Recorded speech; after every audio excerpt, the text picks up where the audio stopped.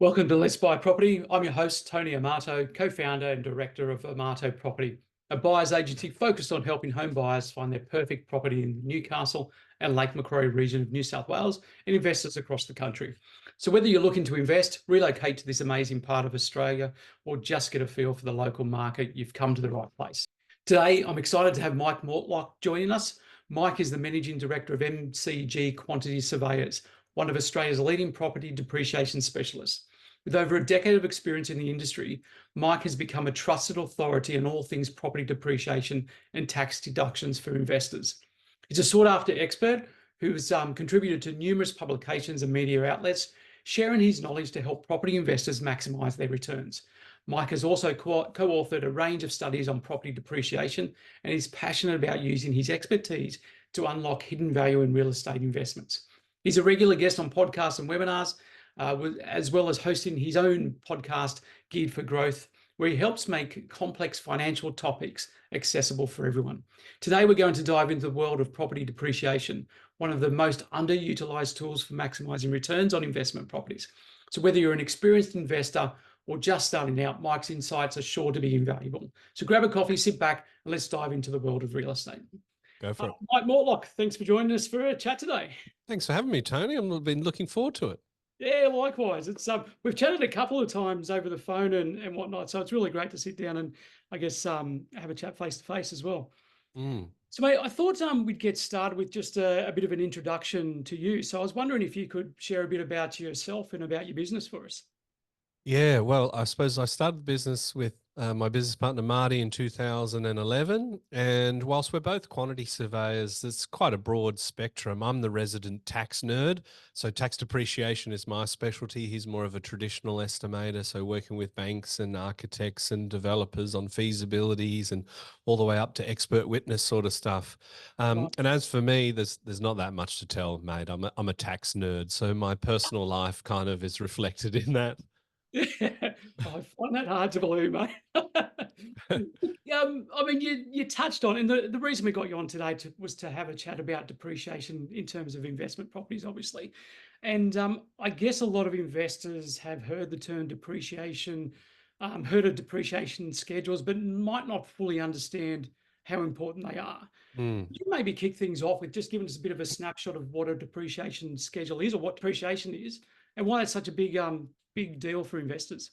Yeah, look, I mean, as to what it is, the easiest way for me to kind of explain it from a service is a bit like a valuation, right? So if you order a valuation, you get a valuer that comes to your house. They might take some photos and measurements. And in the end, you get a PDF saying this is what the valuation is. We're sort of quite similar in the fact that we'll attend and we'll take photos and notes. And we're also in the PDF business. But what our PDF considers that's distinct from, say, a valuer, that they're looking at the market value, which includes the land. For us, we're looking at the improvements to the land. So what are the construction components of it? And what that essentially does, the reason why you want a tax depreciation schedule is you're able to claim deductions on your taxable income or the entity that owns the property. And that's based on the actual construction itself, so the nuts and bolts of the dwelling, fixtures and fittings inside, things like carpets and blinds and kitchen appliances. Now, there's all sorts of rules about what qualifies and when, but what the real benefit is let's say that you are on $100,000 a year and you buy an investment property, and we go there and we say you have $11,000 worth of deductions based in the sort of statutory decline in value of all of the assets. Then the difference is really you're paying around about $23,000 in tax on 100K, whereas if you put in, say, $11,000 worth of depreciation deductions, it's closer to 19 and a half. So that's the kind of point of it. And a lot of people may sort of hear the word depreciation. It typically is used to sell what I would consider bad investments like off the plan apartments or brand new house and land packages. Now, that's not to say you can't make money on those, but when depreciation is used as a selling tool for an investment, it's normally a red flag that maybe it doesn't stack on its own merits. But yeah, Agreed. it's just really designed to put money back in your pocket. And it's probably the second biggest deduction after the interest component of the loan on the investment property. So normally it's fairly big biscuits. Yeah, that's massive, isn't it? I didn't realize it was the second biggest deduction, which is yeah, that's quite substantial. And I guess a lot of investors like hear this term, and we hear a lot that they didn't understand that they could actually use deductions, these depreciation deductions, or they weren't sure if it actually applied for them either. Mm, yeah. So, I mean, why do you think it gets overlooked so often? Because Well, every time I sign up a new investor, I recommend your service quite a lot, but thank you it's, very much. it's a thing. The depreciation is something they don't consider.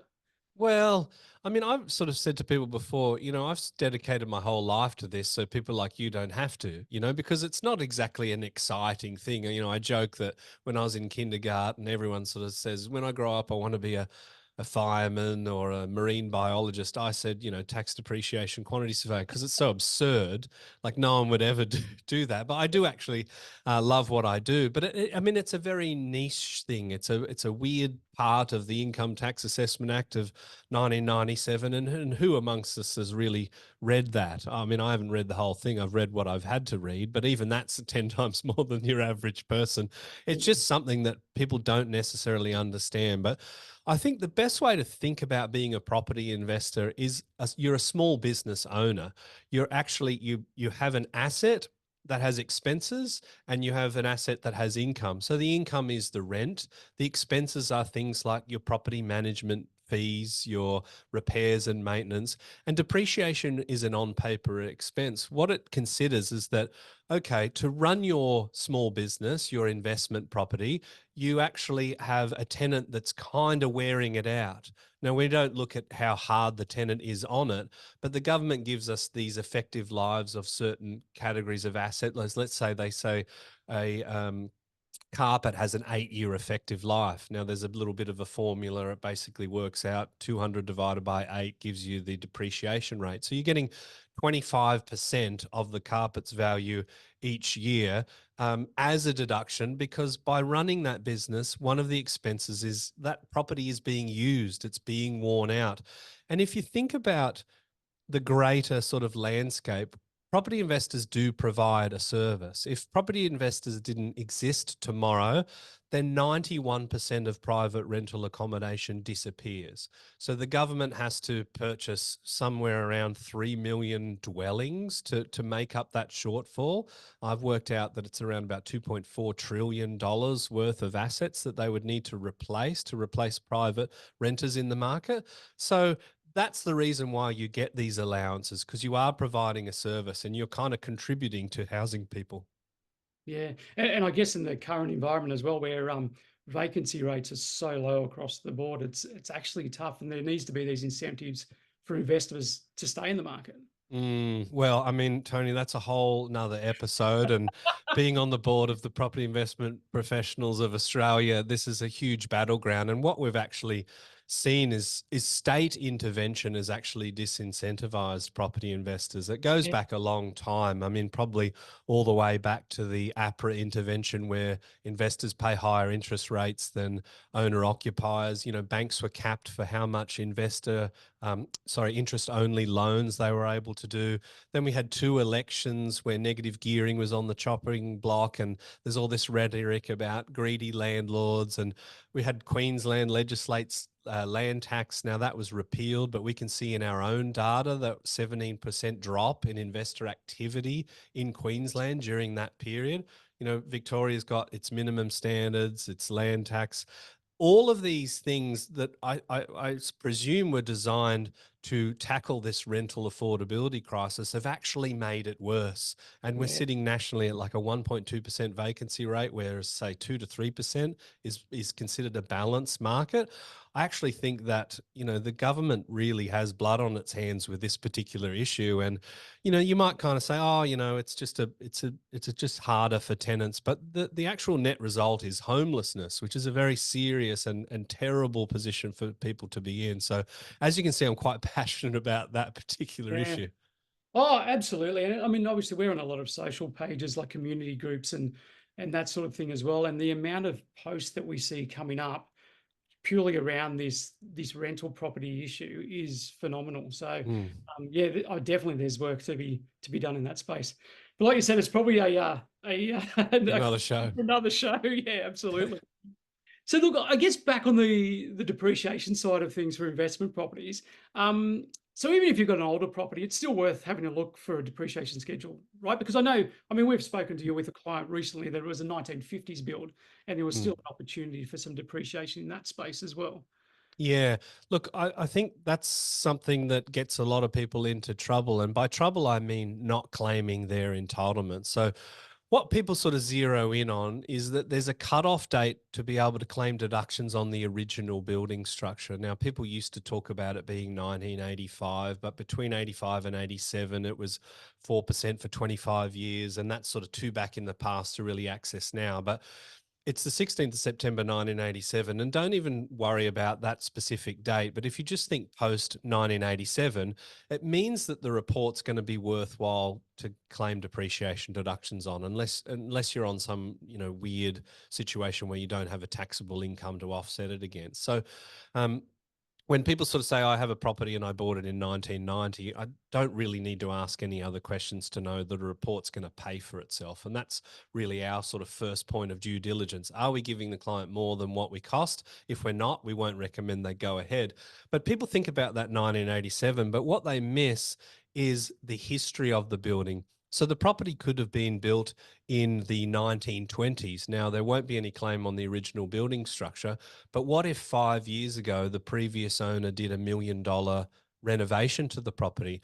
As quantity surveyors, our specialization is estimating construction costs. So what we can do is we can estimate, well, how much did the previous owner spend? And then you actually, when you purchase that property, you purchase those improvements. And what comes with that are the entitlements to claim on the wear and tear or the decline in value of those improvements. So, yes, so often we see properties built 50s, 60s, 70s with still enough value to recommend a report being done. So, yeah, I definitely would recommend people that even if they own an older property, just get a free assessment. And it's not me trying to flog my business. I don't know any quantity surveyor that wouldn't give you a free idea of, is this worthwhile getting a Yeah. report or not? It's so true, Mike, and I think it's so worthwhile because, like you said, you've got nothing to lose. It's like Mm, checking to see if there's any benefit for you in that depreciation space mm. as well. So, in terms of the process, I guess, and I mean, how does it work? So, you look at a property, you look at any improvements, and then you can assign a value to each component. Is that how that generally works? Yeah, I mean, technically speaking, we estimate construction costs in today's dollars, and then it's indexed to the date that the work was done. Pardon me, based on things like building price indices that give us, accurate historical construction costs. But yeah, I mean, the first step is we'll have a chat to the owner, or it might just be the referring party, and get an idea about what sort of property is it, house, unit, residential, commercial, industrial, whatever it is. And we just want to make sure, okay, well, is this going to be worthwhile for us to do? Because of course, if we don't think there's going to be significant deductions, we don't want to incur the cost of going to inspect that property. So that's really the first step. But once we know that it's going to have legs, of course, we'll go and we'll inspect that property. We'll take photos and notes and measurements. And our team are trained to look at kind of the forensic history of the property as well. I mean, people like me can look at things like downpipes and get a rough idea within probably a 3 or 4 year period of when this property was built, because buildings have a fashion. For example, you don't see stainless steel appliances before 2000. They just didn't exist in the world. So when we're going and looking at a property, let's say it was built in the 60s, I've been in properties before where I've said to the owner, oh, look, this is where the back wall used to be where they extended. And they didn't know that information themselves. And then you go and you look underneath and you see the back door steps going up to the middle of the house. I'm like, well, that's not a traditional way to enter a building is through the floor. So there are clues that are left with it. And then we grab all that information. We need some basic information from the owner. What is the name of the purchasing entity? We might need to speak to the council to see, okay, we can see there was a renovation prior to your purchase. We want to see if there was any application with the council for improvements. That helps us to get sometimes a ballpark on the cost that you would never, rely on what the council has on record, but they might have done a final inspection on the renovation, so we know this is the point that it's done. And then we put it into this one neat package that shows the deductions each financial year from settlement for 40 years. Yeah, right. Fantastic. And so I think you touched on it before in terms of the dollar value for investors. I think you mentioned sort of on average around 100,000 salary, 23K in tax, a $11,000 reduction in depreciation gives you about 19, brings your tax bill down to about 19K. Is that sort of average across the board, or what's your sort of range that you see where it's worthwhile or maybe not worthwhile? Yeah, I mean, in that instance, you probably, I mean, there's deductions and then there's what's back in your pocket. So we're talking $11,000 worth of tax deductions, and the tax deductions in depreciation are just like, say, a tradie claiming a polo shirt or sun cream or tools, that sort of thing. It just reduces your taxable income. And in that example, it's probably somewhere around $3,500 back in your pocket. So the standard, say, residential report that we do is around $600 or $700. And what we want to do is we want to find at least double that amount within the first full financial year of claim. That's about the point where we kind of see the report being, covering its own costs for that 1 year. Of course, if you rent it out more than a year, you're getting that benefit. But in terms of average, I mean, the average taxable income, you could look at ABS data and see that Yeah. our average changes minute to minute. Like every time we do a job, of course, the average changes. Last time I looked at it was $9,183. So a little bit less than that $11,000 example. I just like that one for round numbers. Yep. But yeah, typically our average tends to fall in that sort of $9,000 to $10,000 amount. Now, if you think about yourself being on, say, 45% marginal rate of tax, if you're lucky enough to be a high income earner, then that can be $4,500 of deductions back in your pocket just in that 1 year. Again, this will sound a little bit like I'm trying to flog my own business, but it's the same with every quantity surveyor. Presumably, we actually modeled the ROI on the first year deductions compared to the cost, and it worked out about 14 times in the first year and 340 times the cost over a 40-year lifespan. So I always sort of joke, like, I'm not really a good salesperson. I'm just lucky that my product kind of sells itself. Yeah. It's either going to put money back in your pocket or we don't do it.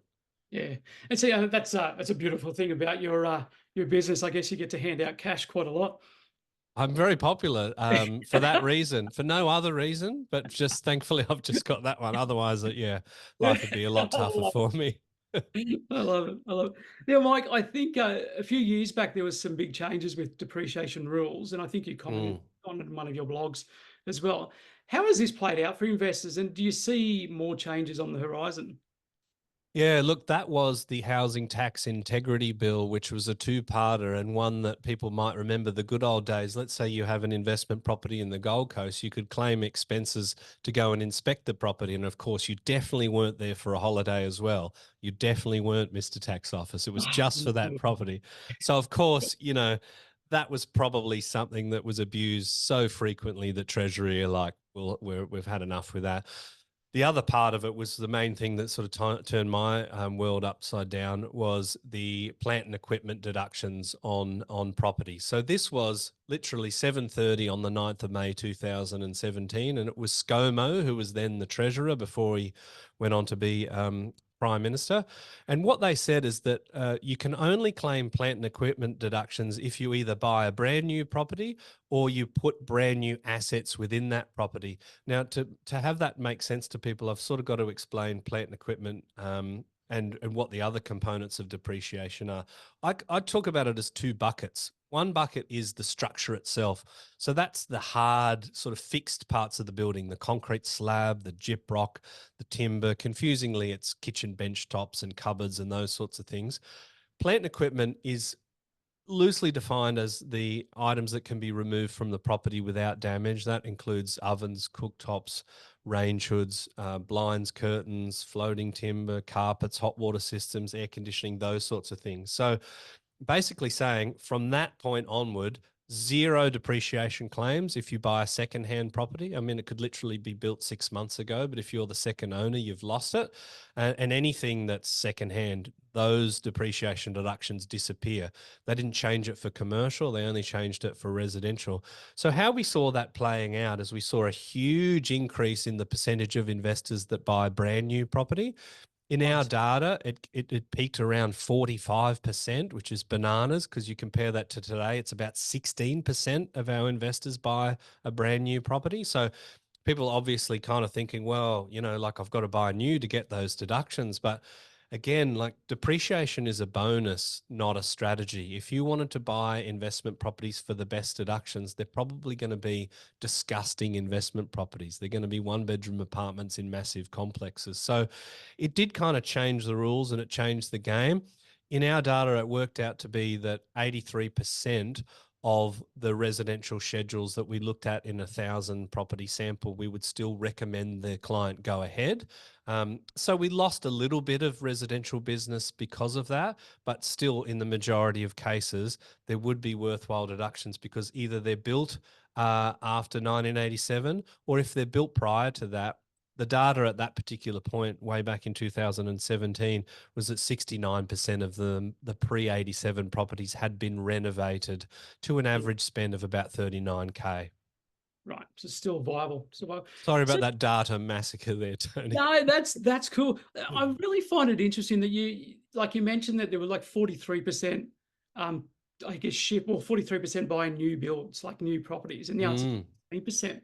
Wonder what sort of actually drove that, because the like the asset would still be the same, and like you said, anything that's going to give you a great depreciation or negatively geared, if you want to go that way, is probably not a great investment property to look Mm. at in the first place. So what do you think drove that massive shift? Was it just the sudden change in rules, or Well, I, oh, I well, I mean, it's hard to argue that the rules didn't make a difference because I mean we could see that quite obviously in our data, but it was also the landscape at the time as well. So we were building a lot more properties at that particular point in time. Say, I mean, probably in total, but definitely per capita than we are at the moment. I mean, we hear over and over again. I mean, we've got the National Housing Accord saying we need to build 1.2 million homes over 5 years. I mean, that was supposed to start 1 July and we've got no chance of hitting 240K, which is, what we need each year for 5 years. So I think it was just the marketplace of the time and the availability of new projects.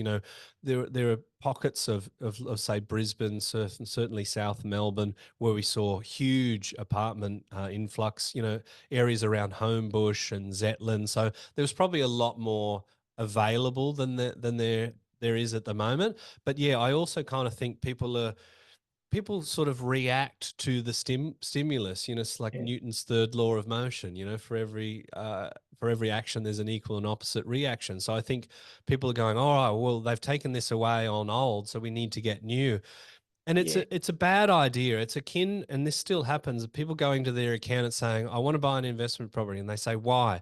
And then the person says, well, I'm paying too much tax. And I sort of begs the question, well, do you want it to be a good investment? Do you want it to go up, or do you just hate tax, yeah. That's right. That's right. No, I couldn't agree more.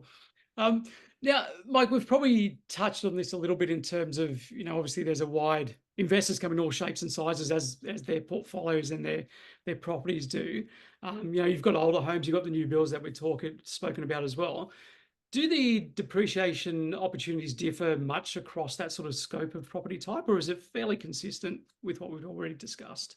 Oh, I mean, it varies quite wildly depending on a number of different factors. So, there's resi versus commercial, of course, but if we're just speaking about resi, there's how big is it? When was it built?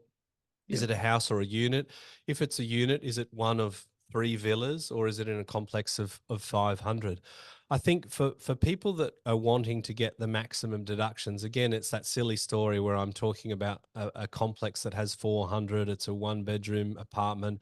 There's an indoor and outdoor gym. There's a cinema. There's 14 levels of basement. Because if you own one of those 400 units, you're actually buying into that strata scheme. So it won't be exactly a number like this, but it's roughly 1/400th of all of that common area you actually own. So you're entitled to claim on that. So that's why brand new apartments in big complexes tend to have higher deductions. But again, I get back to that point about depreciation being a bonus, not a strategy. Anyone that wants to buy an investment property for the maximum deductions, I think really needs their head read. And I love depreciation, but I would never take a strategy like that because, yes, depreciation is great, but can it, say, make the difference between an investment property that you select that grows at 4% a year compared to one that grows at 4.5, or much less, one that grows at 7% or one that grows at 20% a year, which, that can happen. So depreciation needs to it needs to be done. It's a bonus on what you select, but what you select and your investment strategy and what you're actually trying to achieve is far more important than the deductions. Oh, absolutely. Couldn't agree more. And I think, like you said, it is really a bonus. So it's just something for investors to be aware of and use it as that bonus and sort of as an add-on and for their portfolios. Now I'm going to switch it up a little bit, Mike, and technology is playing a massive role everywhere now. We've seen so much AI coming through, Chat GPT, and it's probably playing a bigger role in property investment as well. Mm. How has this changed, this impact of technology changed things for quantity surveyors? And I guess, does it help you deliver a better outcome for investors? That's a good question. I think the applications for the property investment marketplace broadly are huge. I mean, at the PIPA conference I was just at last week, we had a specialist prop tech investor, an AI guru, and he was just talking about, for example, South Australia is now in a partnership where they're basically able to offer real-time data on transactions, whereas every other state, as you would know, you kind of need the property to go through, be settled and through the valuer general. So when we're looking at the latest release, we're looking 6 weeks back in time at best, sort of thing. As for quantity surveyors, I think there's certain things that have definitely made life a little bit easier. I mean, the way that we're able to automate some of our information gathering and our workflows is great. The way we're actually able to do digital site inspections and instantly pull that information back into our office is great. But at the end of the day, we aren't at the point where the drones are able to fly in and map and measure the property. And we do actually need to measure the property, because when you're sort of trying to figure out how much it costs to build something, we need to you need to know the quantum of materials. You need to know how big it is, right?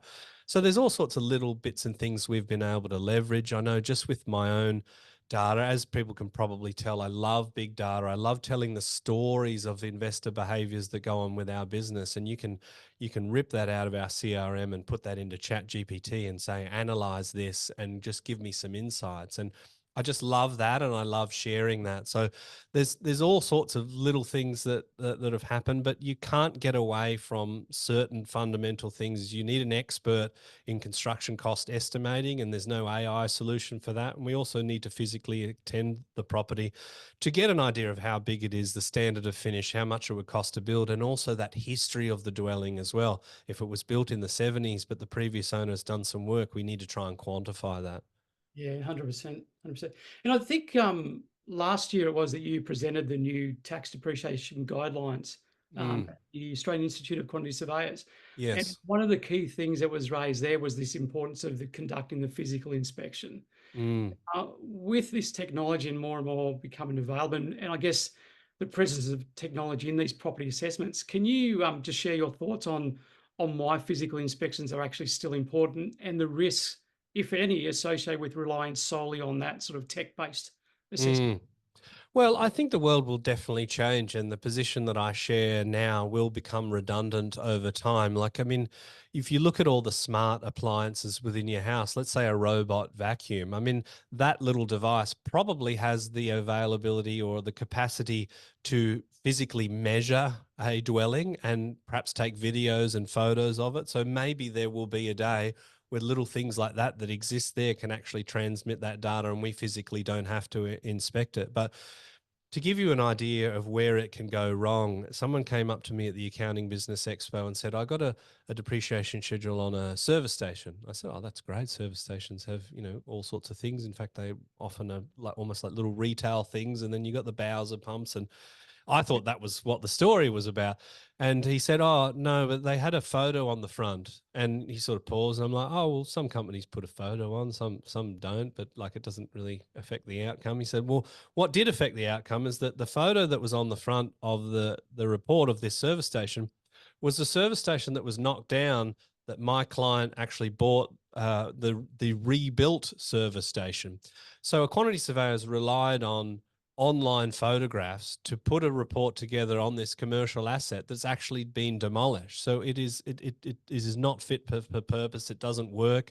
It's a breach of the direction of the Australian Institute of Quantity Surveyors. It is not ATO compliant, and it would be breaching the Tax Practitioners Board's guidance papers on how to actually do this sort of stuff. And that's the problem. That the white paper says that there are very infrequent examples of where an inspection is not required. One example is you've actually been to the same dwelling.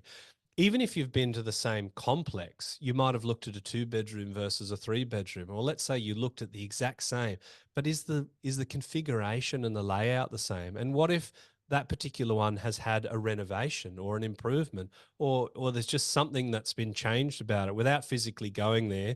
You can't see it. And how do you actually measure the size of something? An example of where you can do it without an inspection is, let's say you build an investment property and you know it costs you 350K. Well, we can't claim more than what you spent. So the maximum value in our report is 350K. Then you might have a set of plans that shows you all of the floor area and the floor coverings, and then you might have the finishes schedule, so you know the type of appliances, the type of blinds, and how many smoke alarms would be on the plans, and those sorts of things.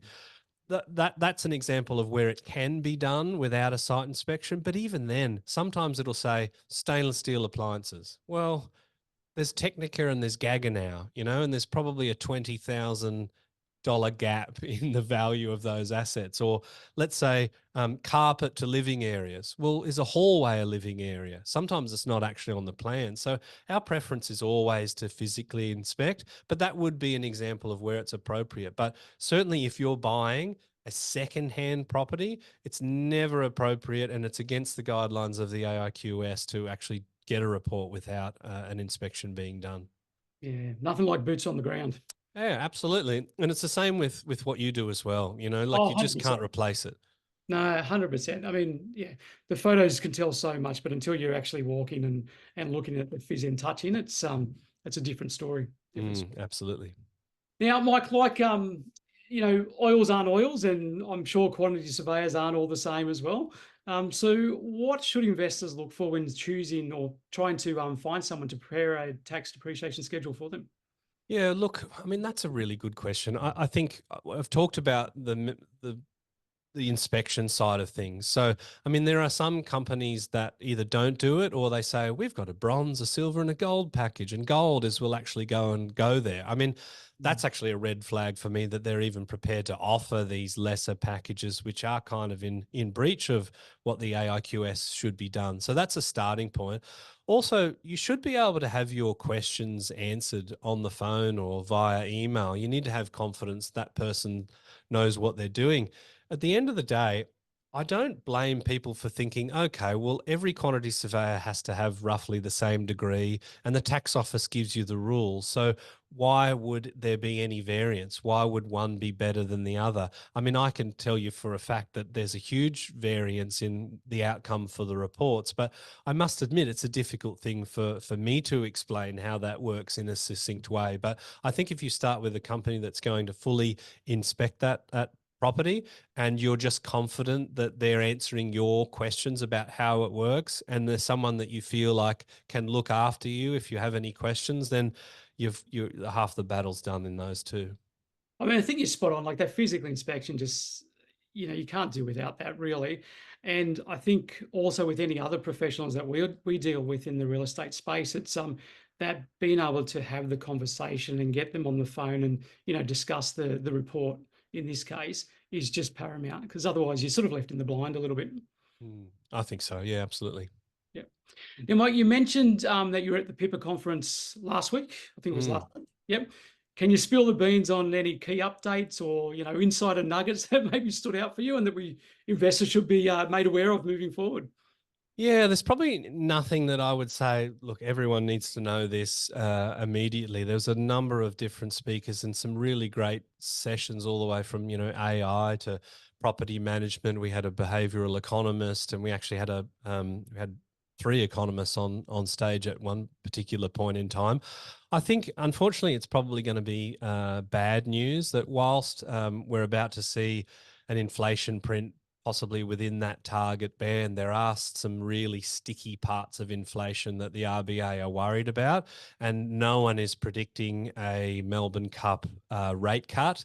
I think you go back a month ago, they were predicting 4 cuts in 2025. That's now actually 2 cuts in 2025 because there's certain things like rent, which is a huge bucket of the basket of goods in CPI. Things like insurance, that's gone absolutely through the roof in the last little while. So yeah, I wouldn't be banking on getting a swathe of interest rate cuts next year. I hope that they're wrong and that I'm going to be wrong as well. The other one was mapping around flood zones for properties. That's something that you can look at, and there's been some commentary about. There's a prediction that 1 in 5 properties will be uninsurable in the next, I think it was, decade. So that's a real consideration with climate change. And I can remember there was a time where it was almost like the globe was debating whether climate change was real. I don't know if you remember that. I think we've all sort of come to the agreement that, yeah, like you can sort of see it in the data. But who wasn't arguing whether it was real or not at that point in time were the insurance companies. The amount of research that went into these extreme weather events and how the environment is changing, that's all been modeled in for a long time. So that's something that I think not a lot of investors would think about is like, okay, well, maybe your property's not in a flood zone right now, but I mean, those things can change over time. And no one wants to be stuck with an investment property that can't be insured. That's too big of a risk in my view. Yeah, I couldn't agree more. And that I mean, it's a scary space already. And even some of the properties that we've seen are sort of on the edge of flood zones. The insurance premiums are ridiculous. Just Yeah. make not viable as an investment. Yeah, absolutely. And that's something that I think people need to understand, especially if they're in and around areas that could be bushfire prone or flood prone or cyclone prone. It's something that you probably need to start thinking about now. Yeah, fantastic. Excellent. So, Mike, we've covered quite a fair bit today. To sort of start to wrap things up, what would be the number one piece of advice you'd give to property investors when it comes to depreciation? Look, I think get some expert advice. As I said, I don't know any quantity surveyors that won't give you free advice. So you can give them your property address or the realestate.com listing of something that you're looking at, and fairly quickly you can get a fair idea about what the potential deductions are.